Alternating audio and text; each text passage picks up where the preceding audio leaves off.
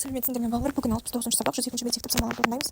Бірінші тапсырма: Қазақстандағы автокөлік құралдарын өндіретін ірі компаниялар қайда орналасқан біл, өрнектің мәнін есептеп тап. Азия автоны есептесек 210 мың, бөлеміз жақша ішінде 7 көбейтілген 100, бұның жауабы 300 болады. 300 дегеніміз ол Шығыс Қазақстан облысы Өскемен қаласы, Екіншісі: Сарыарқа өндірістік орнын есептесек 640 мың, бөлінген жақша ішінде 1000 көбейтілген 8, жауабы 80, ол бізде Қостанай облысы Қостанай қаласында орналасқан. Екінші тапсырма: бір жүк машинасы 150 тонна, екіншісі 100 тонна қиыршық тас жеткізеді. Егер екіншісіне қарағанда біріншісі 2 рет артық қатынаған болса, онда әр жүк машинасы неше рет қатынаған табуымыз қажет. Шешуі: бұл жерде 150 тоннадан біз 100 тоннаны алып тастаймыз, 50 тонна. Енді 50 тоннаны 2-ге бөлеміз. 2 рет тасыған артық, сол үшін 25 тонна қалады. Енді біз 150 тонна бірінші жүк машинасын 25-ге бөлсек 6 рет қатынаған шығады бірінші машинаның. Екінші машина 100 тонна артқан, оны 25-ге бөлсек қатынаған саны 4 болып шығады. Екінші жүк машинасы 4 рет, бірінші жүк машинасы 6 рет қатынаған. Екінші А тапсырмасы: фермер бірінші күні 72 кг, екінші күні 56 кг алма сатты. Екінші күні бірінші күнге қарағанда 2 жәшік алма кем сатылды. Әр күні қанша жәшік алма сатылған? Шешуі: 72 кг-нан біз 56 кг алсақ 16 кг алма. 16 кг-ды біз 2-ге бөлеміз. Сонда әр күнде 8 кг алма сатылған. 72-ні біз 8-ге бөлсек 9 жәшік шығады. Бұл бірінші күні сатылған 9 жәшік алма. Екінші күні сатылған табу үшін 56 кг-ды 8-ге бөлсек 7 жәшік алманың саны шығады. 7 жәшік алма екінші күні сатылған. Үшінші тапсырма: бір орманда 12 метр ағыл, екіншісінде дәл сондай 17 метр мата бар бір орамда. Бірінші орамға қарағанда екінші орам 3750 теңгеге қымбат. Әр орам қанша теңге тұрады?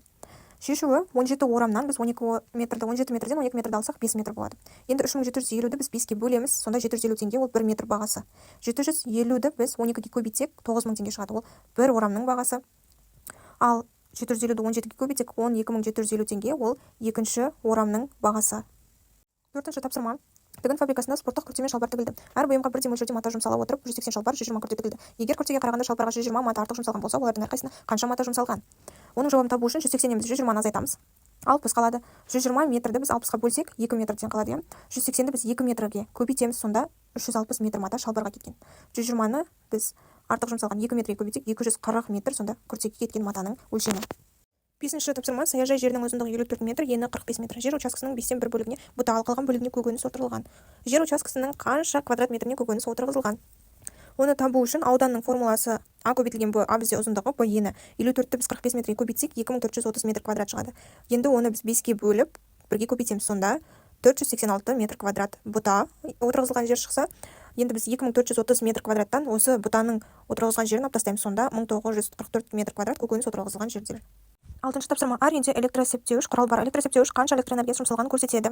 Және де ол 1229 киловатт-сағатқа тең болды. Алдыңғы көрсеткіш 1084 киловатт-сағат болатын. Егер 1 киловатт-сағат 16-ға тең болса, онда электроэнергиясы қанша ақша төленеді? Әр ай сайын осындай шығын болатын болса, бір жылға қанша төленетінін табуымыз қажет. Оны есептеу үшін В2-ні табуымыз қажет. Сонда бізге 1229-дан 1084-ті азайтамыз. 145 киловатт-сағат шығып тұр. Енді біз 145 киловатт-сағатты 16 теңгеге көбейтеміз. Сонда 2320 теңге шығып тұр. Бұл бір айдағы. Енді біз 2320-ны 12-ге көбейтеміз, бір жылды есептеу үшін, сонда 27840 теңге бір жылға шығады. 8-ші тапсырма: жетені орындаған жоқпын, себебі калькулятормен өздеріңіз оны әркім жасай алады, қиын емес. 8-ші тапсырма: Арман сорпа ішіп отыр. В бізде 10 қасық минутына, уақыт бізде 5 минут. А қанша қасық екенін табу керек.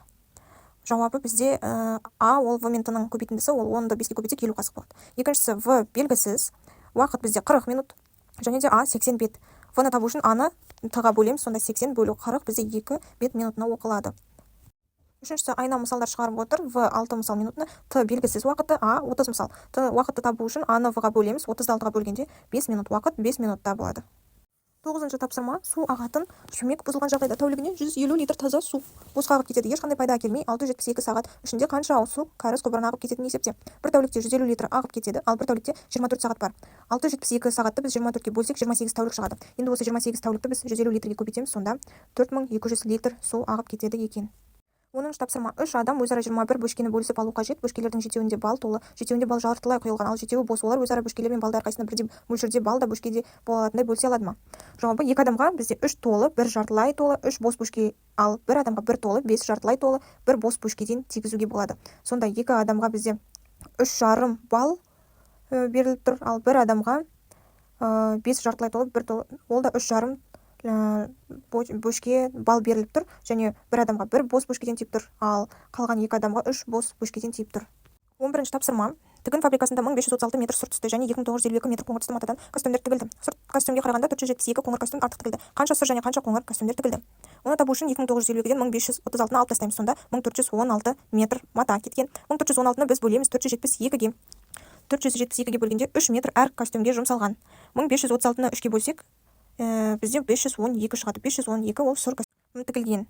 2952-ні 3-ге бөлсек, бізде 984 шықтыр. 984 бізде қоңыр костюм тігілген.